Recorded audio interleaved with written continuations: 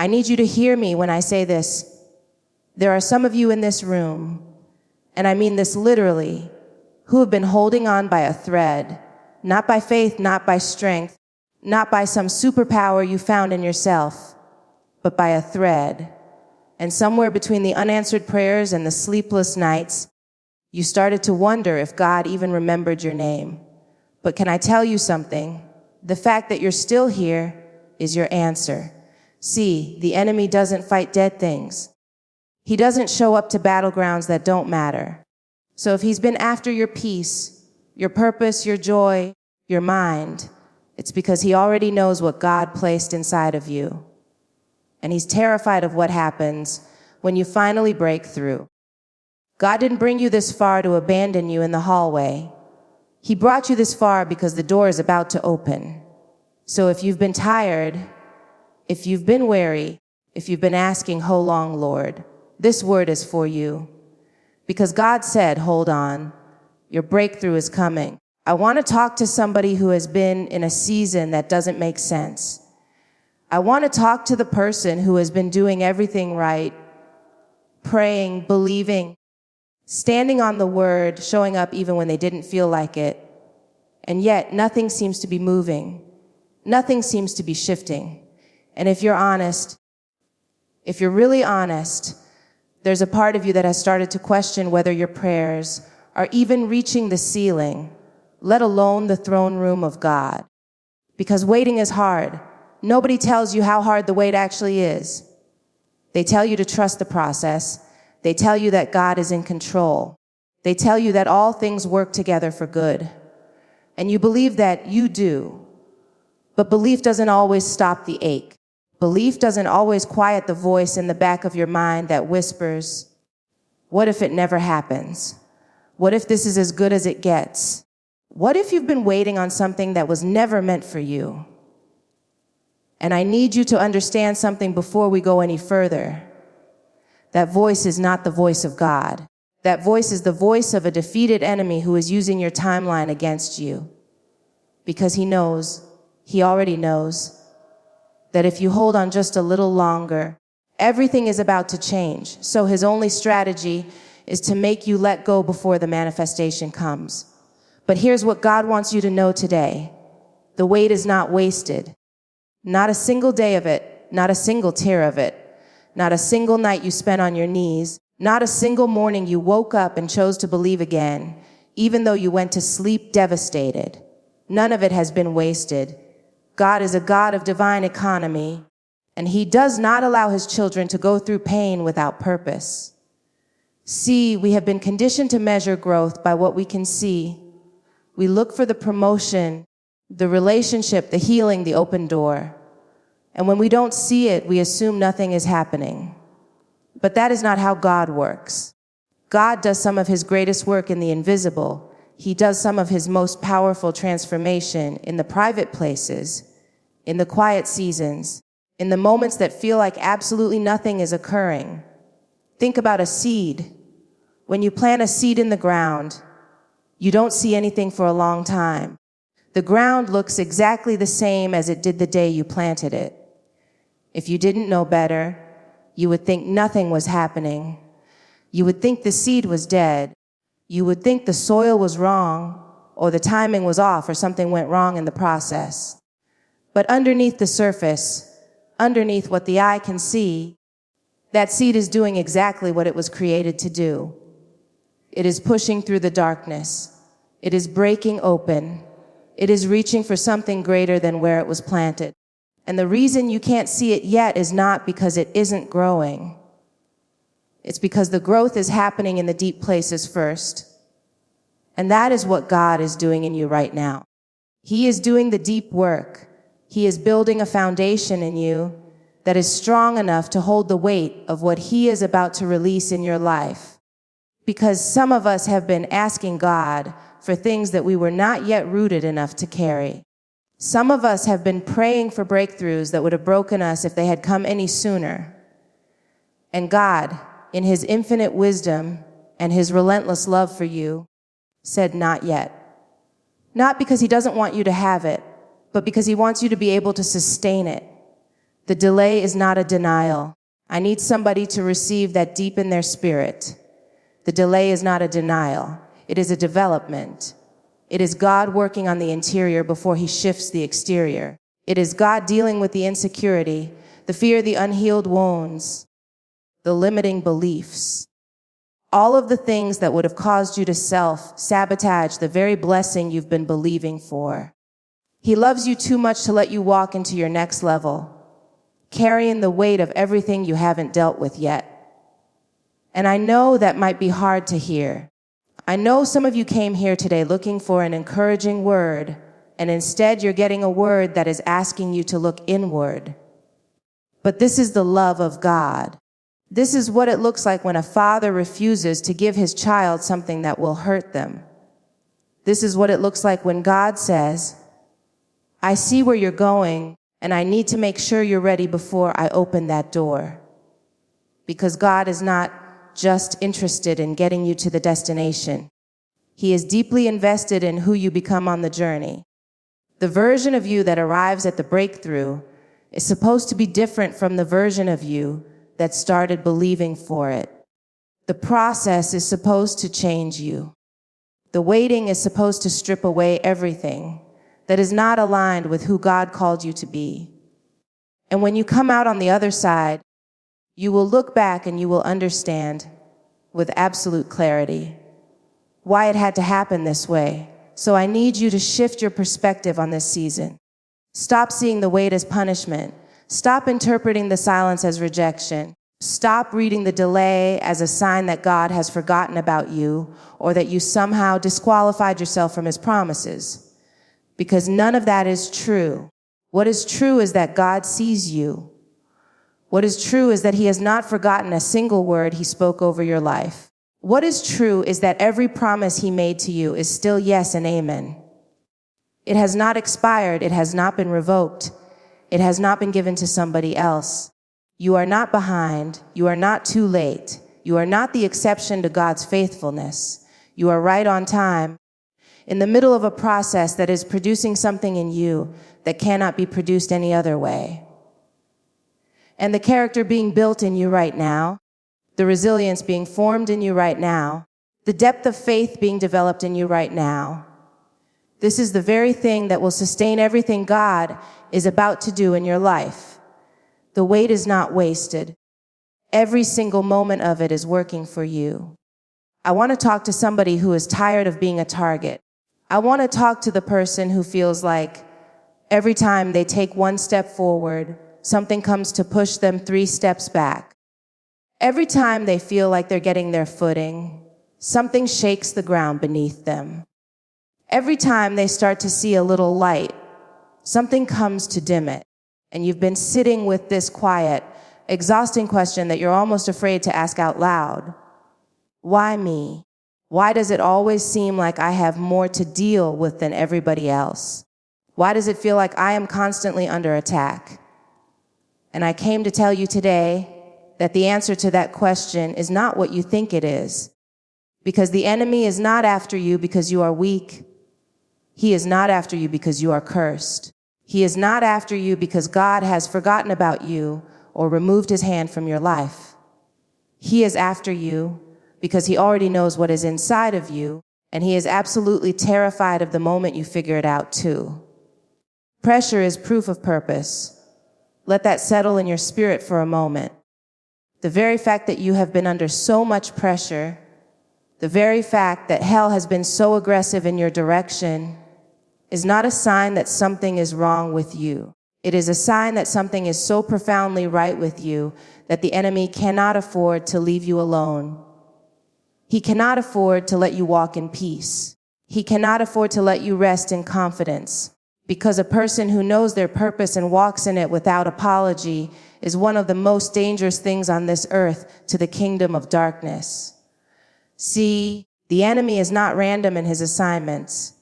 He is not careless in his attacks.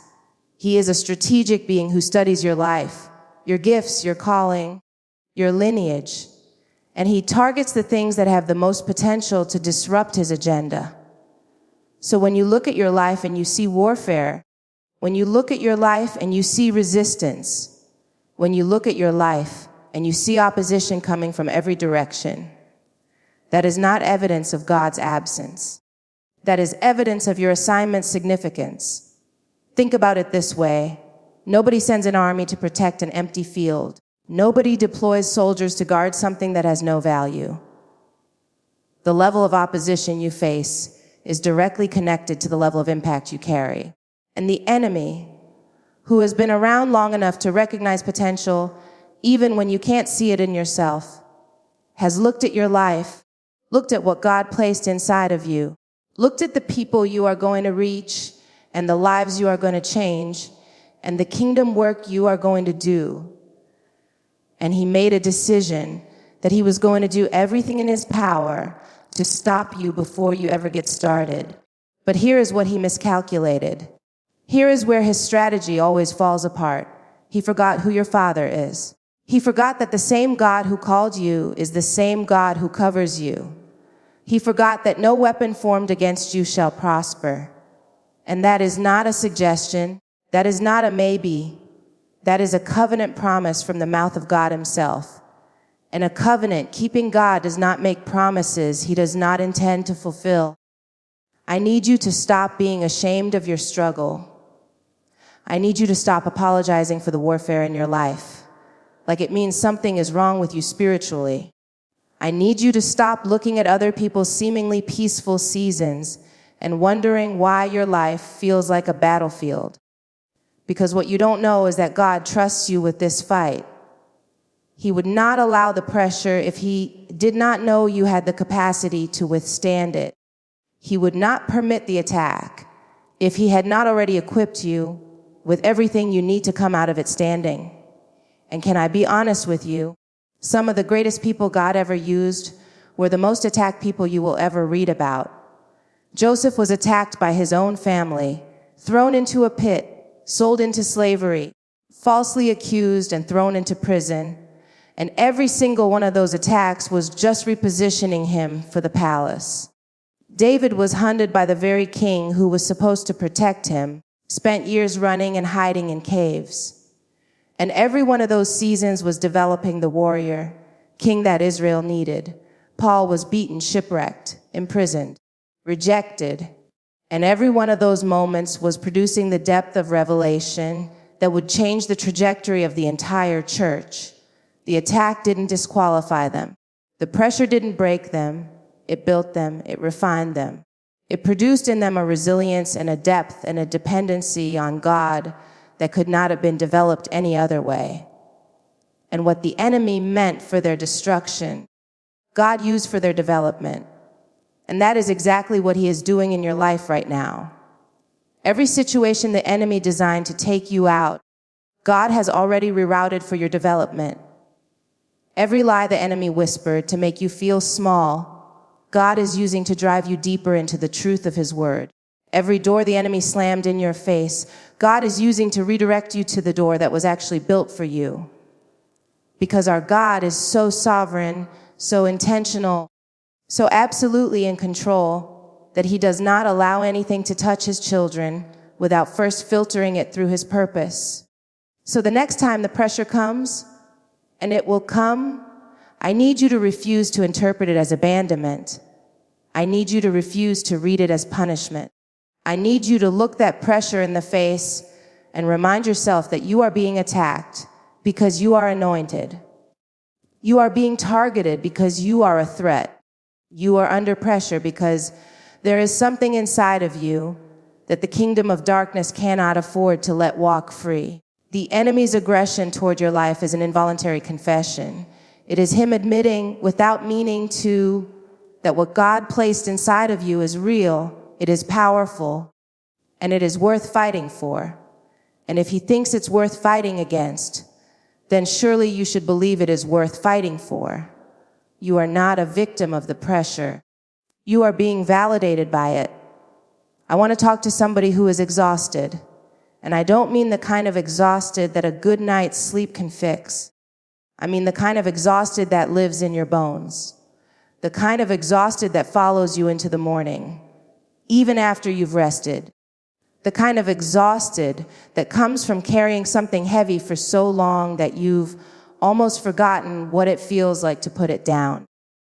I want to talk to the person who has been holding on, not because it's easy, not because they feel strong, not because their faith has been unwavering, but simply because something deep inside of them refuses to let go. And somewhere in the middle of all of that, they started to wonder if their holding on even means anything. They started to wonder if endurance counts for anything in the economy of God. They started to wonder if the silent, grinding, unglamorous act of just not quitting is enough. And I came to tell you today, it is more than enough, because holding on is not a passive act. Holding on is not weakness dressed up in persistence. Holding on, in the middle of everything that is trying to convince you to let go, is one of the most powerful expressions of faith that exists. It is worship in its rawest, most unfiltered form, and God sees every single moment of it. We have built a culture around the kind of faith that looks exciting. We celebrate the moments of breakthrough. We shout over the testimonies of sudden miracles. We come alive when somebody talks about the mountain that moved overnight, the healing that came instantly, the door that opened without warning. And those moments are real, and they are glorious, and they deserve to be celebrated. But somewhere in our celebration of the spectacular, we have forgotten to honor the sacred. We have forgotten to honor the person who didn't get the overnight miracle, but chose to wake up the next morning and believe anyway.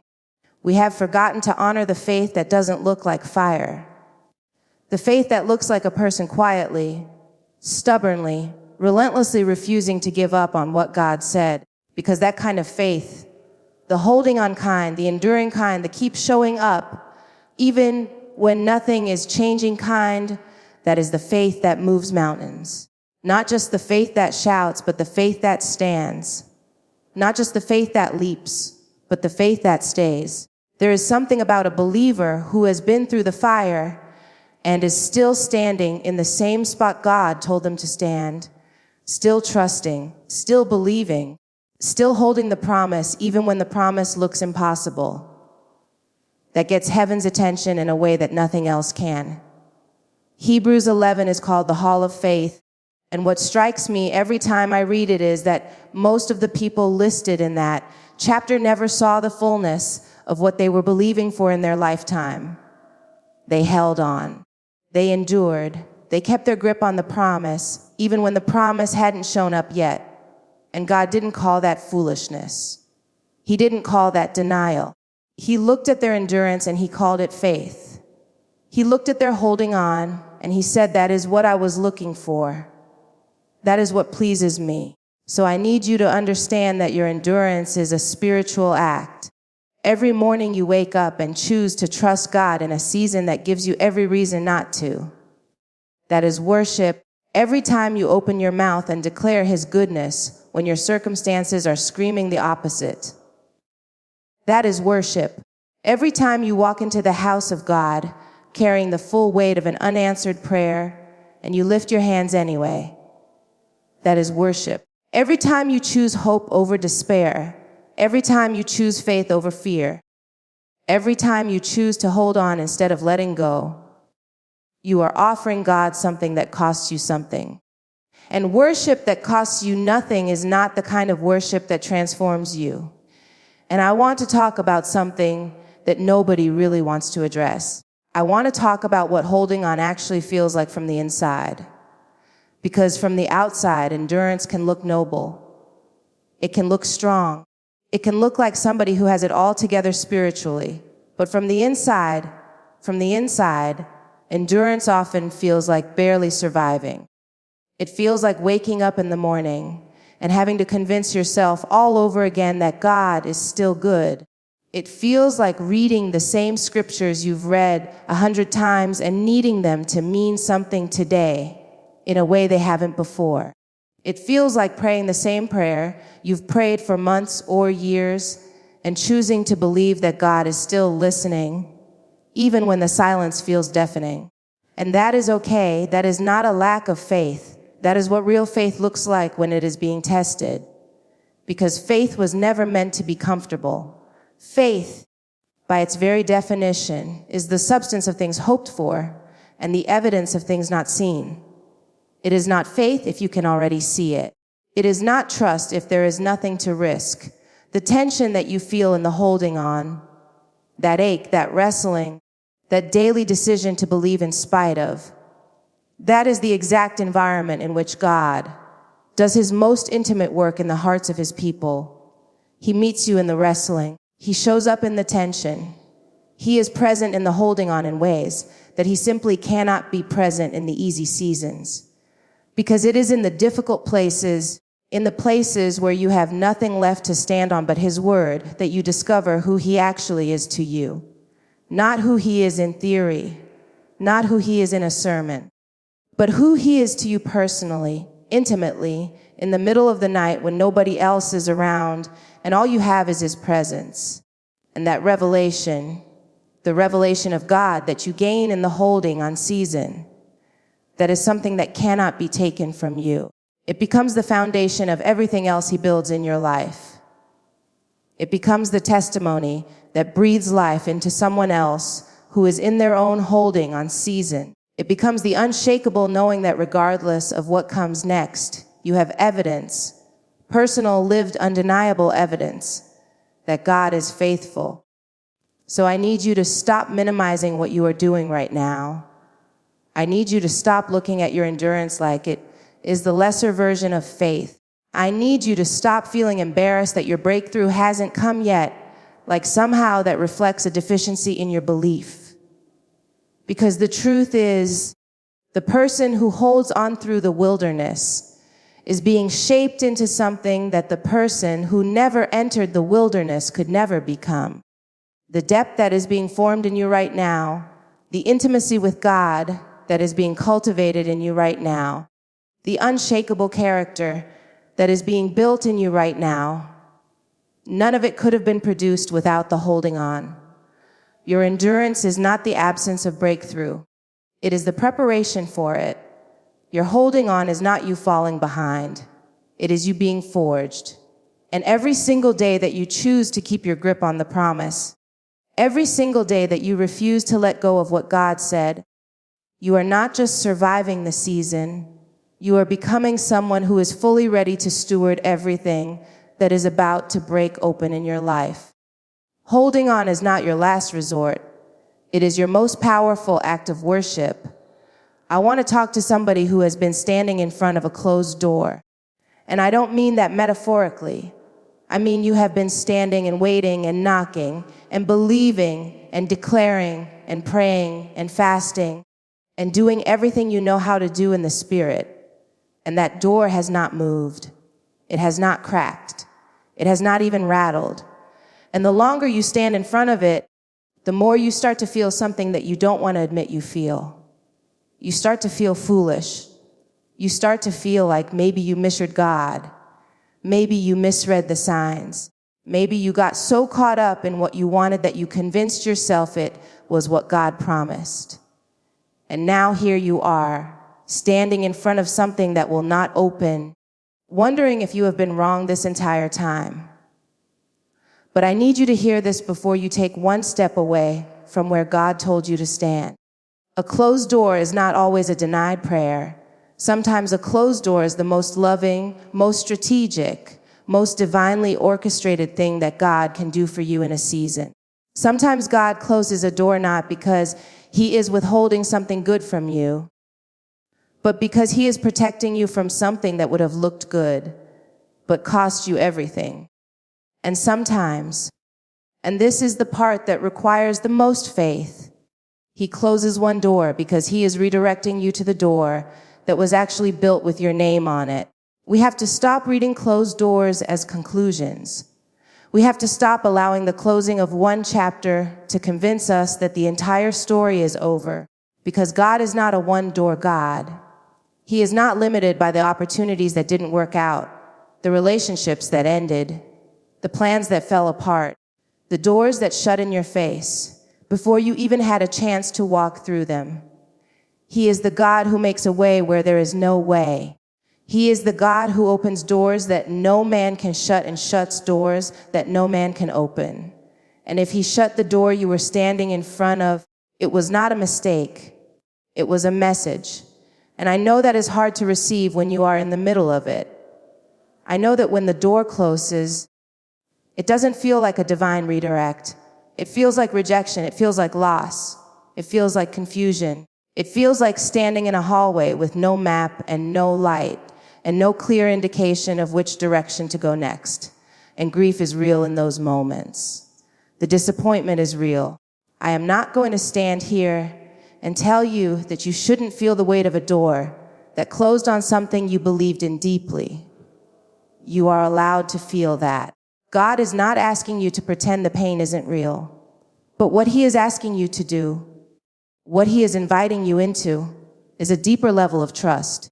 A trust that says, even when I don't understand what you are doing, I believe that you are still doing something. A trust that says, even when the path looks nothing like what I imagined, I believe that you are still the author of my story. A trust that says, I am going to release my grip on what I thought it was supposed to look like, because I believe that what you have for me is better than anything I could have designed for myself. Because here is what I have learned about God's redirections. They almost never look the way you expect them to. The door he opens after he closes the one you were standing at rarely looks as impressive at first glance. It rarely comes with the fanfare you were expecting. It rarely arrives in the packaging you were prepared for. And that is intentional, because God is always trying to expand your vision beyond your own limited imagination. He is always trying to take you somewhere that your natural mind would never have chosen on its own. And the only way to get you there is to close the doors that are keeping you anchored to a version of your future that is too small for what he actually has in mind. Think about the moments in your own life when a door closed and you were devastated.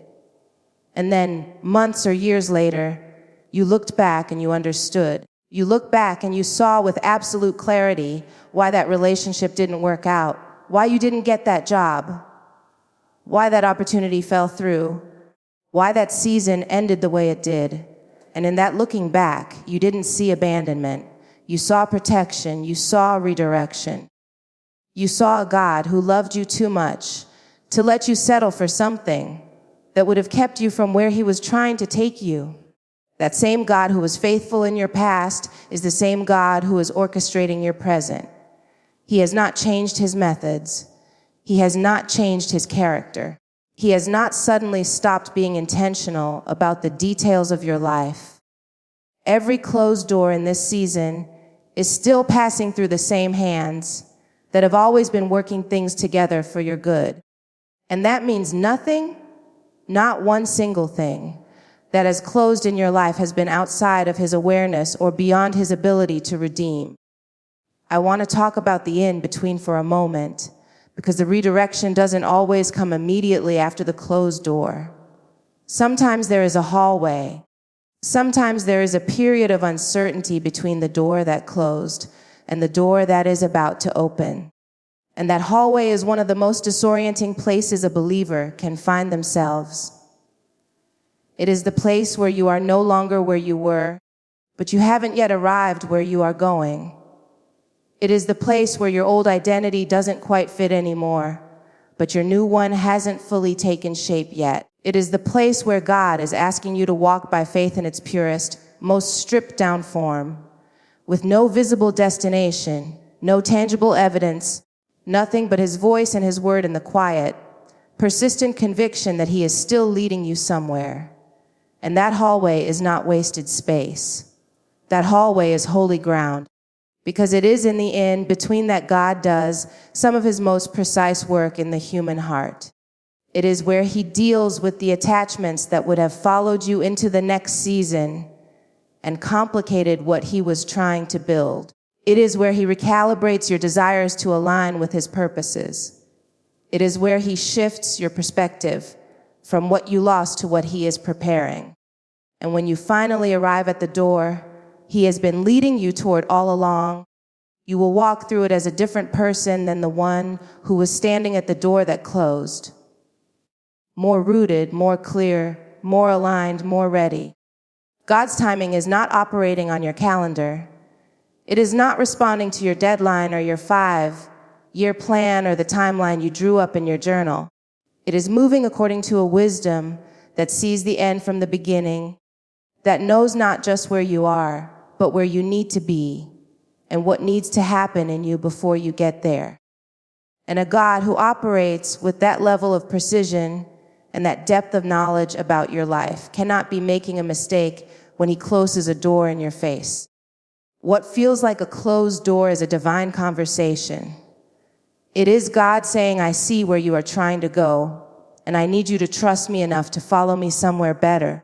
It is God saying, the setup is not finished yet, and I love you too much to let you walk into something before it is ready, or before you are ready. It is God saying, hold on, stay close, keep your eyes on me, because what I am about to do is going to require you to be exactly where I am placing you right now. You are not stuck. You are not forgotten.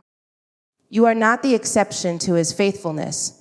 You are being redirected by a God who has never once lost sight of you, who has never once dropped the thread of your story, who has never once stopped being intentional about every single detail of your life.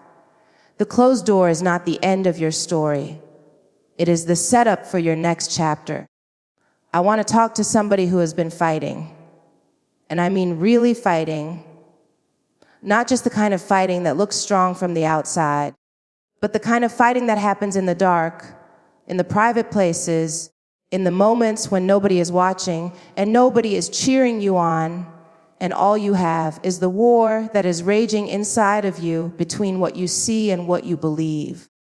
I want to talk to the person who has been showing up to a battle every single day, swinging with everything they have, and yet somehow still feels like they are losing. Like the victory that everybody keeps prophesying over their life is real for everyone else, but somehow just out of reach for them. Like the breakthrough is always coming but never quite arriving. And somewhere in the exhaustion of the fight, they started to wonder if they were fighting for something that was actually guaranteed, or if they were just holding on to hope that was never going to materialize into anything real. And I need you to settle something in your spirit today. I need you to plant this truth so deep in your core that no devil in hell, no circumstance on earth, no voice in your own head can uproot it. Your breakthrough has already been decided. It is not pending. It is not in review. It is not sitting in a waiting room somewhere in the heavens, hoping that things work out in your favor. It has already been settled by a God who sits outside of time, who saw the end of your story before he ever wrote the first chapter, and who declared over your life a victory that is not contingent on how well you perform, how perfectly you believe, or how cleanly you navigate the process. This is the thing that changes everything when you really grasp it. You are not fighting for victory. You are fighting from it. There is a difference, and that difference is the distance between a faith that is striving and a faith that is resting.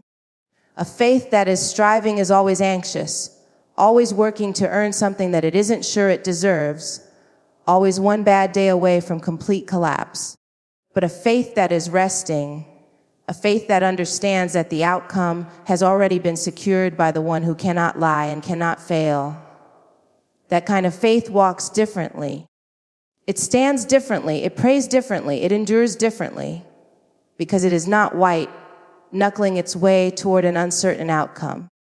It is standing on the unshakable foundation of a promise that was made before the foundation of the world. I want you to think about what it means that God is not bound by time the way you are.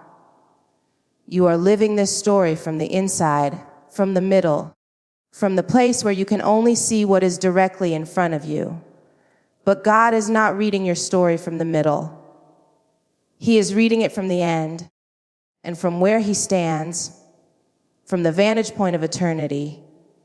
He has already seen your breakthrough. He has already witnessed the moment when everything shifts. He has already watched you walk into the fullness, of what he promised you. And he is not nervous about whether it is going to happen. He is not pacing the floors of heaven wondering if it is going to work out. He is seated. The scripture says he is seated because the work has already been done and the victory has already been won. And I know that is hard to hold on to when your present reality looks nothing like the promise. I know it is hard to walk in victory when your bank account says defeat, when your body says defeat, when your relationships say defeat, when your mind says defeat, when everything in the natural is screaming at you that things are not working out the way God said they would. And I'm not going to minimize how disorienting that gap feels. The gap between the promise and the present reality. That gap is real. That tension is real. And living inside of that tension requires a kind of faith that is not passive or comfortable or easy. But here is what I need you to understand about that gap. The gap is not evidence that God's word has failed. The gap is the space in which your faith is being made real. Because faith, by its very nature, only exists in the presence of the unseen. You don't need faith for what you can already see. You don't need to trust God for what is already in your hand. Faith is the bridge between the promise and the manifestation, and you are on that bridge right now. And just because you are on the bridge does not mean the other side doesn't exist. It means you haven't finished crossing yet.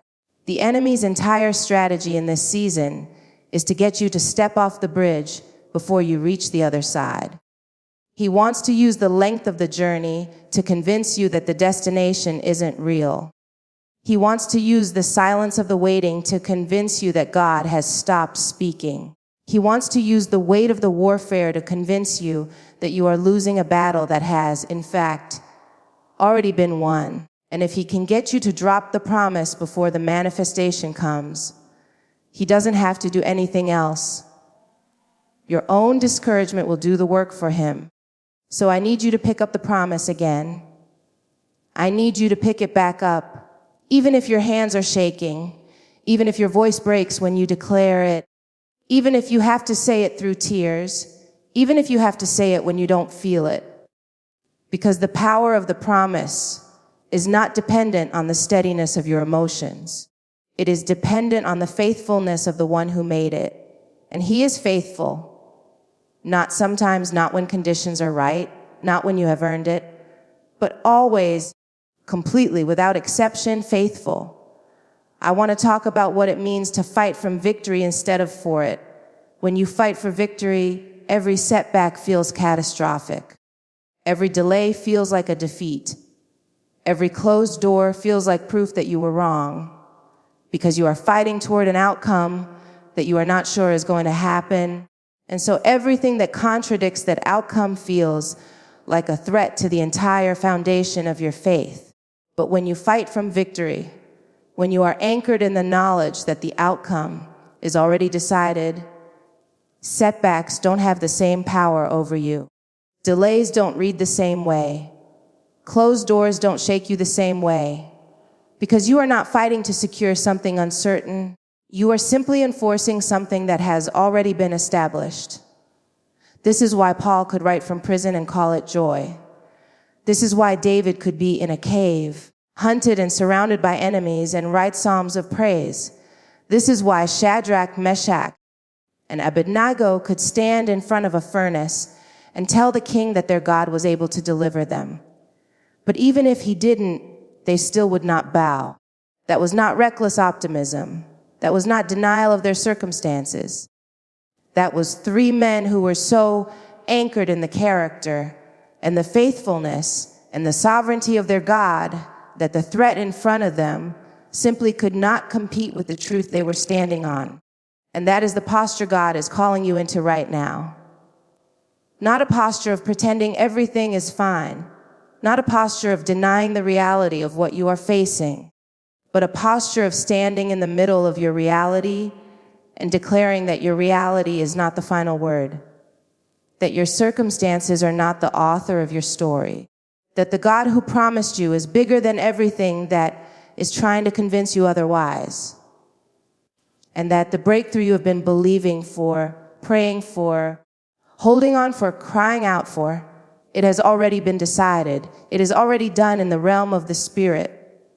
And what you are doing right now, in this season, in this fight, in this holding on, you are simply walking out what heaven has already established. You are not fighting an uncertain battle.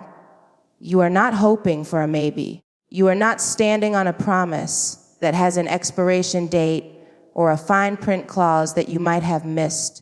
You are standing on the word of a God who has never broken a promise, who has never lost a battle, who has never started something in a person's life that he did not intend to complete.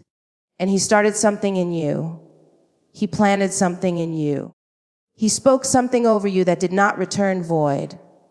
And it is still working, still moving, still pushing toward its manifestation, even in the moments when you cannot feel it.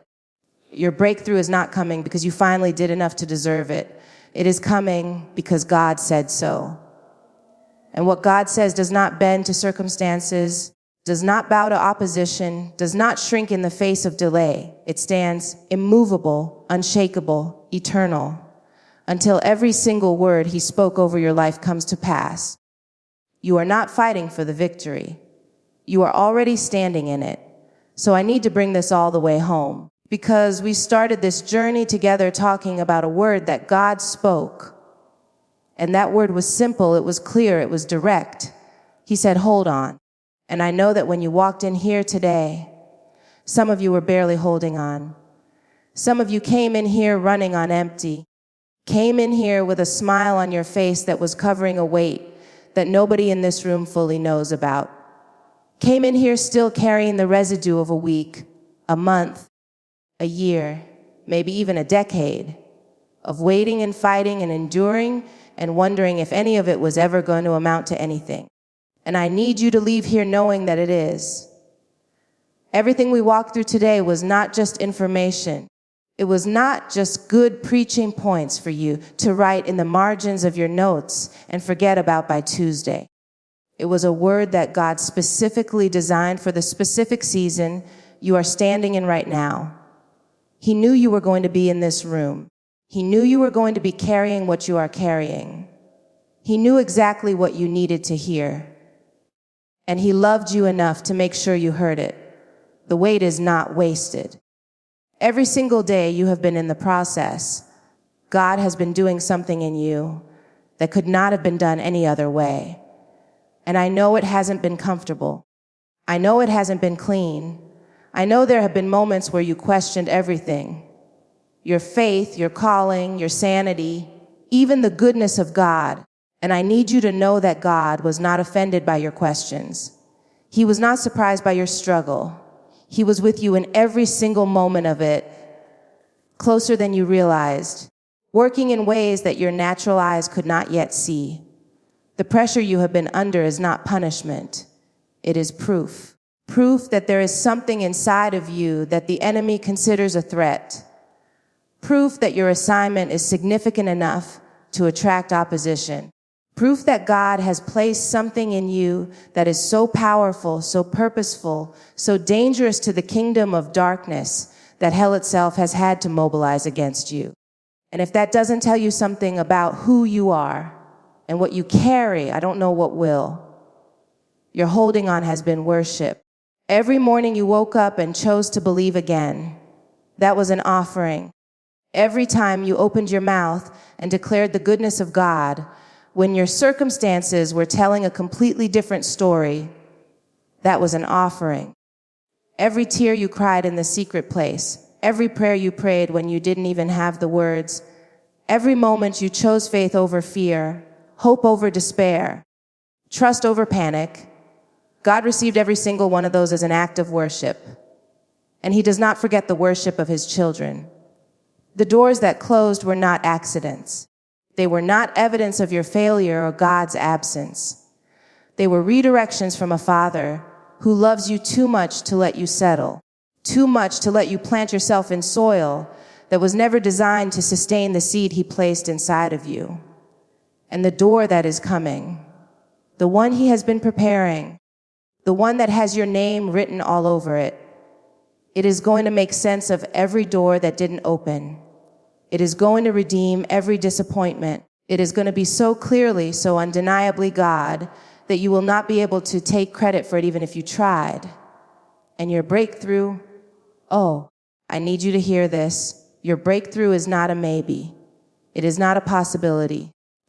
It is not a hope that might work out if the conditions are right and you believe hard enough and you don't make too many mistakes along the way. Your breakthrough has already been decided by a sovereign God who does not operate on uncertainty, who does not make promises he doesn't intend to keep, who does not start a work in a person's life and walk away before it is finished. He who began a good work in you, not might finish it, not will try to finish it, he will complete it. That is not motivational language. That is a covenant commitment from the mouth of God himself. So I need you to stand up on the inside, even if you can't stand up on the outside yet. I need you to straighten something in your spirit. I need you to pick back up the promise that the enemy convinced you to put down. I need you to look at your season, all of it, the waiting and the warfare and the closed doors and the unanswered prayers. And I need you to make a declaration that you are not letting go, that you are not walking away from what God said, that you are not going to disqualify yourself from your own breakthrough by releasing the promise one moment before the manifestation comes. Because God is not done. He has not forgotten you. He has not moved on to someone more deserving, more faithful, more put together. He is right here, right now, in this moment, speaking directly to the part of you that has been most tempted to give up. And he is saying the same thing he has been saying all along. Hold on. I see you. I have not forgotten you. I have not abandoned the plan I have for your life. The breakthrough you have been believing for is not lost. It is loaded. It is not canceled. It is coming. And everything you have walked through to get to this moment has been preparing you for what I am about to do. So hold on. Not because the waiting is easy. Not because the fight isn't real.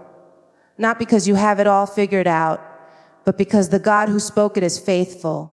Because the promise that was made over your life is still standing.